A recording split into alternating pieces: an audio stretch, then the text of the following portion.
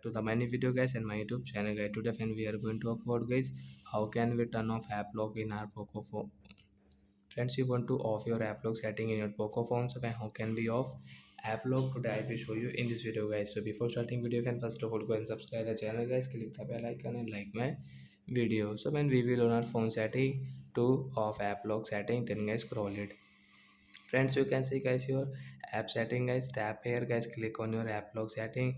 Friends, draw your pattern and then enter your password. You have your pin lock setting. So guys, you can see guys this setting guys, right side icon guys, tap here guys, you can see your app lock setting guys, tap here to off it. Then guys your app lock will off guys, you will have to start again. So like that guys, you can off your app lock setting if you want. So that's it guys, thanks for watching the video guys, we will meet on next video.